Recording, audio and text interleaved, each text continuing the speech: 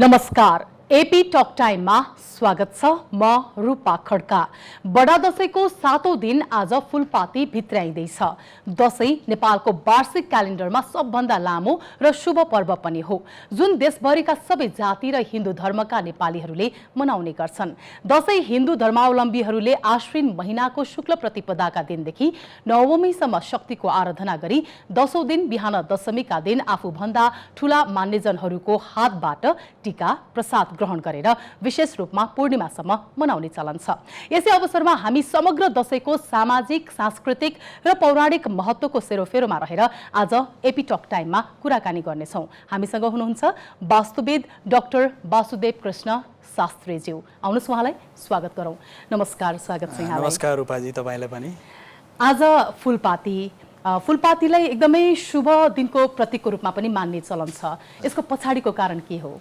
सबभन्दा पहिले विजया दशमीको सबैलाई शुभकामना। रूपाजी सहित सम्पूर्ण देश विदेशभरि संसारभरि लाखौँ लाख हाम्रा दर्शकहरूलाई पनि हार्दिक मङ्गलमय शुभकामना बडा दशमीको। विशेष गरेर आश्विन शुक्लपक्ष प्रतिपदादेखि यहाँले सुरु नै भनिसक्नुभयो। प्रतिपदादेखि कोजाग्रत पूर्णिमासम्मको जुन 15 दिन हुन्छ यसलाई दुर्गा पक्ष भनिन्छ।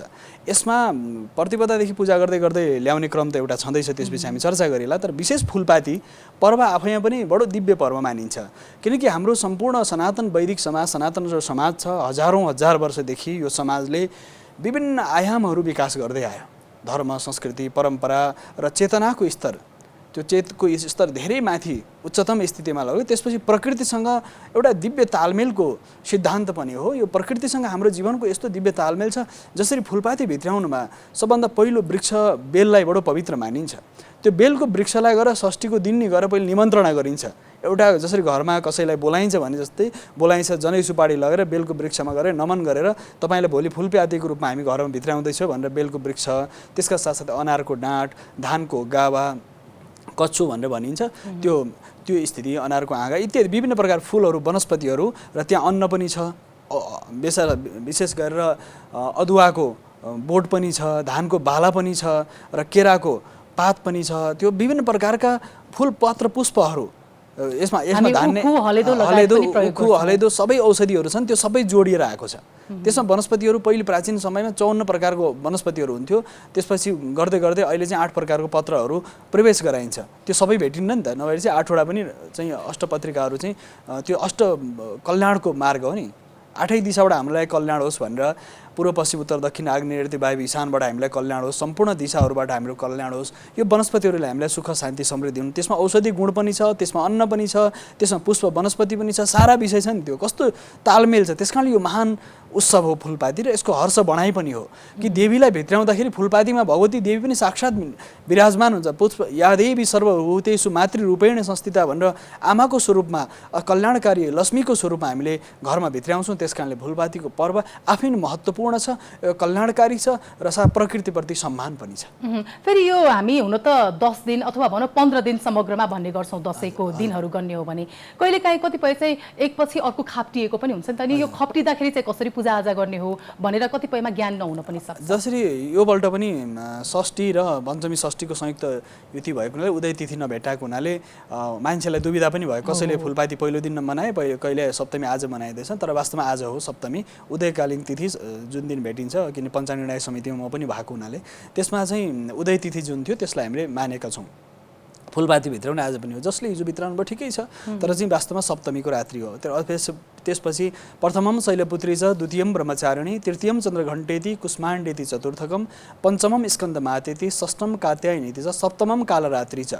अब 7औं दिनको रात्रि त फूलपाती भित्र कालरात्रिको पूजा गरिन्छ। कसैले अष्टमीको रात्रि कालरात्रिको पूजा गर्छन्। त्यसकारण फूलपाती भित्राएपछि सन्ध्याकालीन समय कालरात्रिको पूजा गरिन्छ। सप्तमीको रात्रि पनि, अष्टमीको रात्रि पनि कालरात्रिको पूजा गरिन्छ। त्यसपछि नवमीको दिन सिद्धिदात्री र अष्टमीको रात्रि महागौरीको पूजा गरिन्छ। यो क्रम छ तन्त्रशास्त्र अनुसार। र यो देश भनेको 15-20 हजार वर्षदेखि तन्त्रले बनेको देश हो कि नेपाल चाहिँ। हामी तन्त्रमा हजारौँ हजार वर्षदेखि अभ्यास गर्दै आइरहेका छौँ। तन्त्रको अभ्यास भएको हुनाले हाम्रो पर्व संसारमा सनातन संस्कृतिको बडो विशिष्ट पर्व हो यो। यसकारणले फूलपाती सहित अरू पर्वहरू पनि देवीको उपासनाको पर्व, र पञ्चाङ्ग पनि हामी लेख्छौँ। दुर्गा पक्ष, आश्विन शुक्ल पक्ष ब्राकेटमा दुर्गा पक्ष लेख्छौँ, शक्तिको त्यसो भए अब दुर्गाकै विभिन्न रूपको उपासना गर्ने हुँदाखेरि चाहिँ खासमा कुनै दिन खप्टिएको अवस्थामा पनि त्यसलाई त्यति ठुलो त्यो केही अप्ठ्यारो मानिँदैन, किनकि दुर्गा पक्ष हो, सबै दुर्गाकै दिन हो। एक दिन मिनेट घडी पला प्रतिपला त सबै दुर्गाकै हो नि।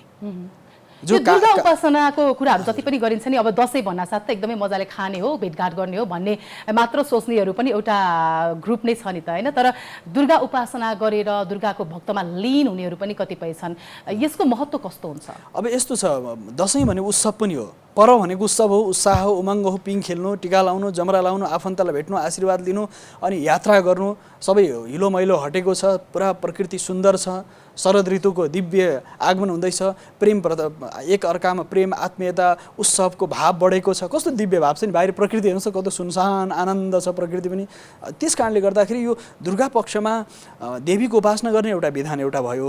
हामीले प्रथम शैलपुत्रीदेखि लिएर विशेष गरेर सिद्धात्रीसँग नवदुर्गाको पूजा गऱ्यौँ, अन्तिम स्वरूप नवदुर्गा भवानीका सारा भिन्न भिन्न स्वरूपको पूजा गऱ्यौँ। यसका साथसाथै यसमा उत्सव पनि हो, प्रेम पनि, करुणा कल्याण पनि हो। यसका साथसाथै भगवतीको उपासना गर्नलाई यदि कुनै बच्चालाई कुनै भोक लाग्यो भने उसलाई जति बेला पनि उसले बोलाउन सक्छ नि त, आमा भन्न सक्छ नि त। हामी चराचर जगतका सृष्टिका प्रत्येक प्राणी उनी जगतजनीन भगवतीका हामी सन्तान हौँ। त्यस कारणले गर्दा हामीले उपासना गर्ने विशेष पर्वहरू यी आफै महत्त्वपूर्ण पर्वहरू हुन्छन्। त्यस कारण यी पर्वहरूको आफै विशिष्टता भएको हुनाले उपासना गर्दा मौज मस्ती उत्सव सबै हो, त्यसो गर्नु हुँदैन भन्ने होइन। तर नवरात्रिको महत्त्व छ यसमा, रात्रिकालीन पूजाको बडो दिव्य भाव छ।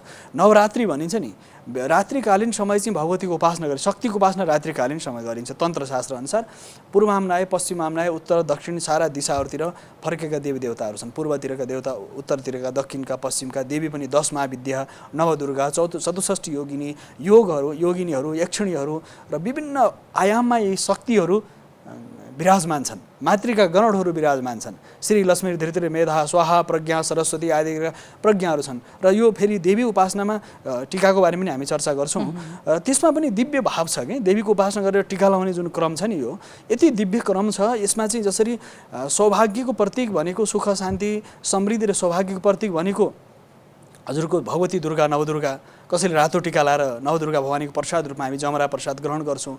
यसका साथसाथै कालो टिका लाउने कालीको उपासकहरूले, भैरवको उपासकले कालो टिका लाइन्छ नवदुर्गाको बेलामा। कालो टिका भैरवको उपासकहरूले लाउने हो, कालीको उपासकले लाउने हो।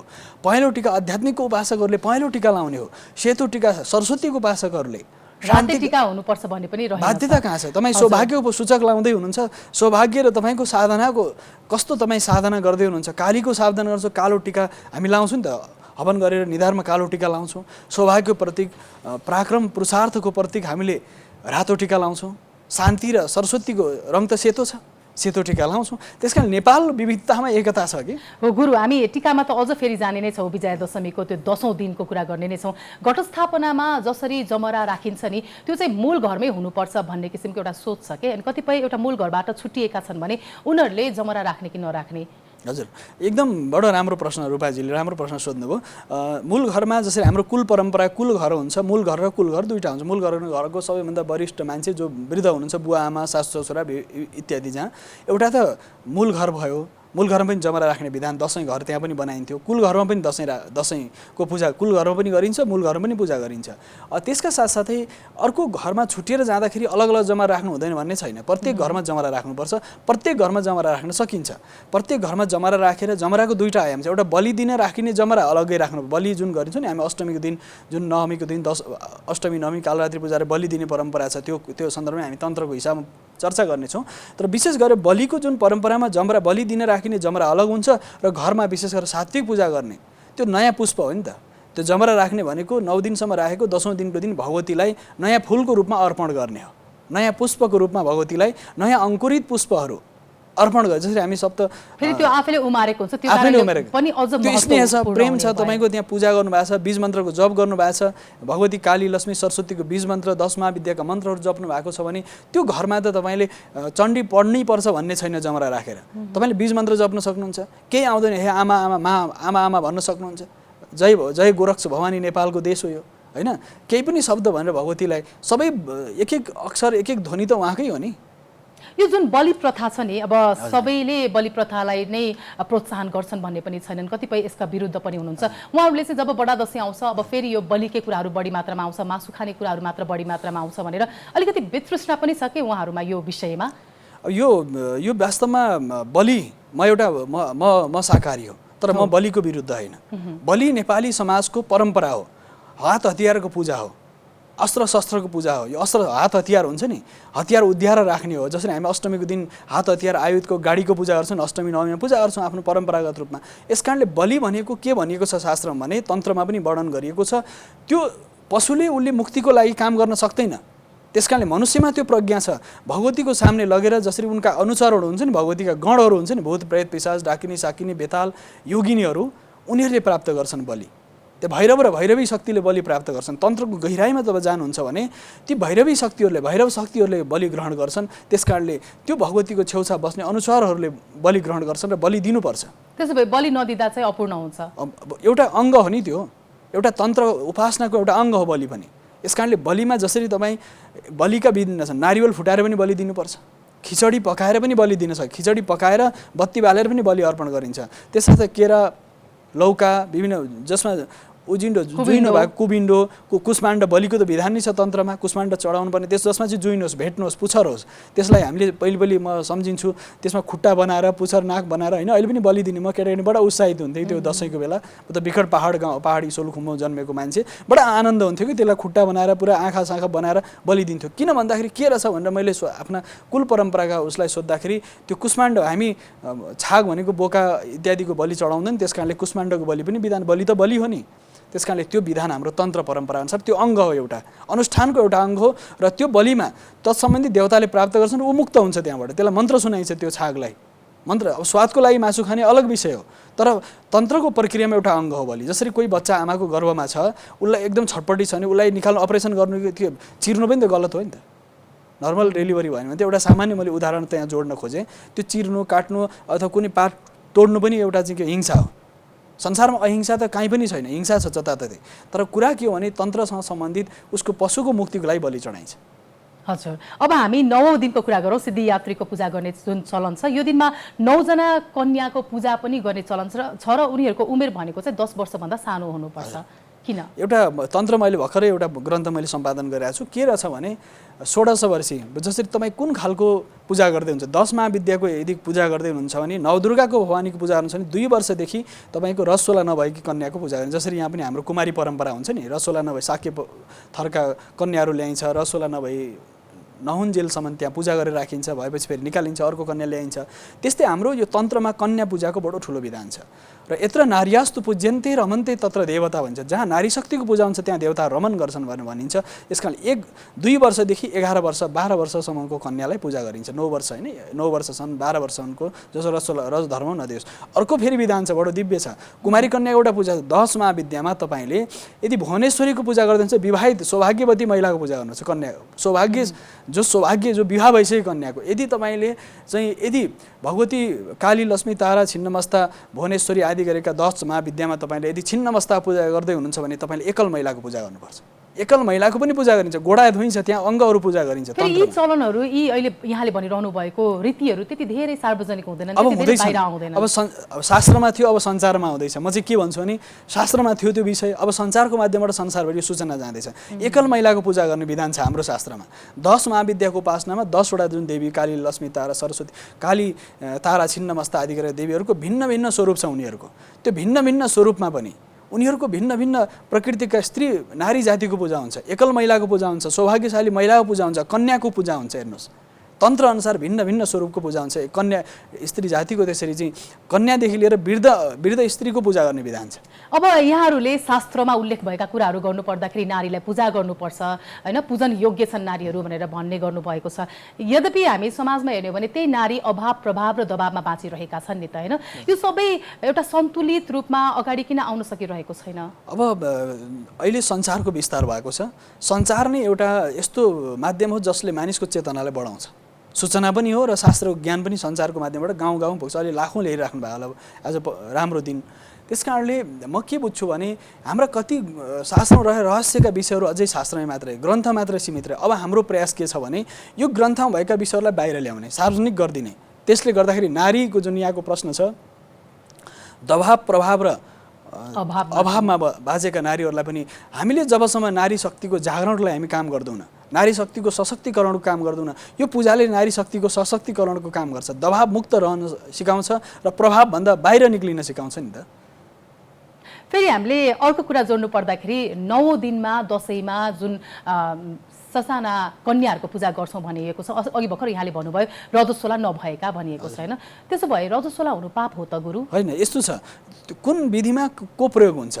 जसरी तपाईँको यो नवदुर्गामा 9 कन्याको जुन पूजा गरिन्छ, 16वटी कन्याको पूजा गरिन्छ, 9 कन्या पूजा गरिन्छ, एउटा पाप होइन है। फेरि त्यो यो विधिको लागि, यो प्रक्रियाको लागि, यो पद्धतिको लागि रसोला नभएका कन्या भनेर भन्यो। यदि तपाईँ 10 महाविद्यालय साधना जान्छ नि, रसोला भइसकेका विवाहित र सन्तान प्राप्त भएका नारी जातिको पूजा गर्नु भन्यो। यदि त्योभन्दा माथि पनि 10 महाविद्याको पूजामा एउटा देवीको पूजा गर्दाखेरि तपाईँ माथि जानु भने एकल महिलाको पूजा गर्नु भन्यो भनेपछि त कहाँ छ? तलदेखि सुरुदेखि पद्धति अनुसार कहाँ कुन विषयमा कुन पद्धतिमा कुन प्रकारको पूजा गर्ने भन्ने विधान यसमा जोडिएको छ। आधुनिक समाजमा पनि अब बडा दशैं आयो होइन, घरको कामहरू पनि गर्नुपर्छ, मेरो रजस्वलाको समय आइरहेको छ भनेर औषधि खाएर पनि त्यसलाई अलिकति पर सारेर भए पनि उनीहरू त्यो व्यवस्थापन गर्ने गर्छन् कि। त्यसो भए यो सब जुन अभ्यासरत रहेका छन् महिलाहरू, यो सबै गुण अवगुण के हो त? हामीले पूजा गर्नु हुँदैन रजस्वलाको क्रममा? यस्तो छ, शास्त्रले जुन विषय निर्देशन गर्यो, जसरी कुनै चिज एउटा निर्देशन गर्यो, तपाईँको यो कर्म यहाँ गर्ने। आज हामी दुर्गा दशैंको विषयमा कुरा गरिरहेका छौँ। यो त यसमा हजुरले उठाएको विषय त एउटा छुट्टै बहस हुनसक्छ। यसमा शास्त्रीय आयामहरू के छन्, हाम्रो जीवन पद्धति कसरी अगाडि बढेको छ, विविध विषयमा विमर्श हुनसक्छ यस विषयमा। हजुर, अब हामी विजया दशमीकै दिनको कुरा गरौँ होइन। टिका लगाउने साइत कति बेला भनेर अगाडिदेखि नै एकदमै खोजीनीति हुन्छ, किनकि साइतमै टिका लगाउनुपर्छ। टिका लगाउनुको लागि साइत नै चाहिन्छ कि अब त्यसको महत्त्व हुन त फरक होला? अझ प्रकाश पार्दिनुहोस्। विशेष गरेर सायद हामी पञ्चाङ्ग निर्णायक समितिले हामीले चाहिँ 10:02 टिकाको सायद हामीले निकाल्यौँ र हामीले त्यो सार्वजनिक पनि गरिसक्यौँ। पञ्चाङ्ग निर्णायक समितिले सार्वजनिक गरिसक्यो, 10:02 टिकाको सायद छ भनेर भनियो। अनि दुर्गा सप्तशतीमा के भनिएको छ नि, चण्डीमा तन्त्रमा पनि के भनिएको छ नि, प्रातःकालीन समय 9 दिनसम्म नवदुर्गा पूजा गरियो। 10औं दिनको दिन प्रातःकालीन समय बिहान त्यो जमराको पूजा गर्ने। जमराको पूजा गरिसकेपछि अपराजिता, जसले अपराजिता भने कहिले पनि पराजित नहुने, अझै शक्तिको पूजा, 9 दिनसम्म दुर्गा भिन्न स्वरूपको पूजा गरियो। 10औं दिनको दिन अपराजिता भगवतीको पूजा गरियो, जसले विजयको प्रतीक पनि मानिन्छ अपराजितालाई, जो कहिले पराजितै हुँदैन हुने।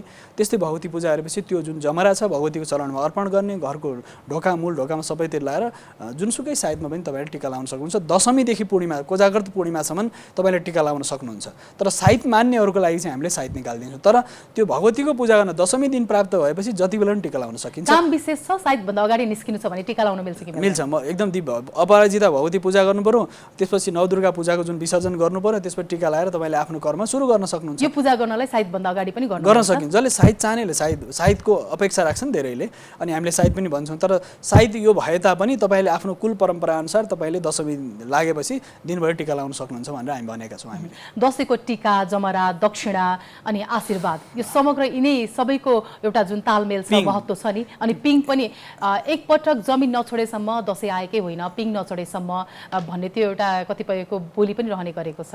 पिङको बडो ठुलो विज्ञान रहेछ कि पछिल्लो समय यो आयामहरू, हाम्रो हिन्दू सनातन संस्कृति आयामहरू हेर्दाखेरि जसरी खेतीपाती चारैतिर हुन्छ, धानका बाल लह लह झुल्याछन्, पिङ खेलेर त देखिन्छ नि आफ्नो बारी कता छ, कहाँ छ, खेती कहाँ छ होइन। त्यो एउटा रमाइलो पक्ष हो, उत्साहको पक्ष, उत्सवको पक्ष र वास्तव भुइँ छोडेर एक दिन चाहिँ पिङ पनि खेल्नु भनेर भनिन्छ। त्यस कारणले यो पिङ खेल्नु पनि एउटा, चङ्गा उडाउनु पनि एउटा यसको एउटा आयाम हो। चङ्गा उडाउनु सन्देश आकाशमा देवी देवताहरूलाई, आफन्तहरूलाई सन्देशको रूपमा त्यसलाई विस्तार गर्नु एउटा सन्दर्भ हो। फेरि बलि चढाउनु, हात हतियार, हिन्दू समाजले हात हतियारको पूजा गर्छ। त्यो सौभाग्य पुरुषार्थ र हिन्दू समाज कमजोर छैन भनेर पनि त्यो देखाउनलाई पनि हात हतियारको पूजा हुन्छ। साथसाथै उपासना शक्ति हुन्छ। हाम्रो शरीर चाहिँ चेतनाको जुन स्तर छ नि उठ्दै गयो, मस्तिष्कको मनको शान्ति मात्र होइन, आध्यात्मिक ऊर्जाले हामीलाई उठाउँछ माथि। हाम्रो शरीरले ऊर्जा, प्रज्ञा र चेतनाले हामी चलेका हुन्छौँ। मानसिक शक्ति, शारीरिक शक्ति र आध्यात्मिक शक्तिले मानव चलेको हुन्छ। र महाकाली, महालक्ष्मी, महासरस्वतीको जुन पूजा छ, कालो टिका लाउँदा भगवती महाकालीको सम्मान गर्दै भगवती भैरव र भैरवीको शक्तिको सम्मान गरेर टिका लाइयो। साथसाथै सरस्वतीको स्मरण गर्यो, ज्ञान प्रज्ञा र चेतनाको विस्तार गर्दै टिका लाइयो। त्यसपछि साथसाथै रातो टिका सौभाग्यको पुरुषार्थ प्रतीकको रूपमा लाइयो, पहेँलो टिका अध्यात्मको प्रतीकको रूपमा लाइयो। यस कारणले टिकाको रङको विधान पनि भिन्न छ। गाईको दही हुनु पर्यो, त्यसपछि मजिठो आदि गरेका विभिन्न वनौषधिहरू हुन्छ नि, त्यो औषधिहरूलाई मिलाएर त्यो टीका निर्माण गर्नु पर्यो, अक्षता छेद नभएको हुनु पर्यो, जमरा लाउनु पर्यो। जमरामा औषधि गुण प्रशस्त छ हेर्नुहोस्। जमराले त अहिले पछिल्लो समय अनुसन्धान पनि भयो, जमरा लाउँदाखेरि जमराको रस खाँदा पनि विभिन्न प्रकारका रोगहरू चाहिँ समाप्त हुन्छन् भनेर पनि आयो। त्यस कारणले सम्पूर्ण हाम्रो जीवन पद्धति नै अब यसरी बलि चढाउने जसै जाडोको आगमन हुँदैछ त्यसमा पनि सन्दर्भ छ। अनि मांसाहार शाकाहार तपाईँको स्वतन्त्र विवेक हो, तर तन्त्रले कन्या पूजा, बलि, आयुधको पूजा, टीका, जमरा, प्रसाद यो एक अर्काको अनुन्यासी सम्बन्धमा स्थापित छ। यो विजयादशमी पर्व महिषासुर मर्दिनी भगवतीको पूजा हैन, चण्ड मुण्ड आदि गरे विभिन्न प्रकारका चाहिँ आसुरी शक्तिको वध गरेर भगवती दुर्गाले जुन शक्ति सम्पूर्ण देवताहरूको एकत्रित शक्ति नै भगवती दुर्गा हुनुहुन्छ भनेर भनिएको छ।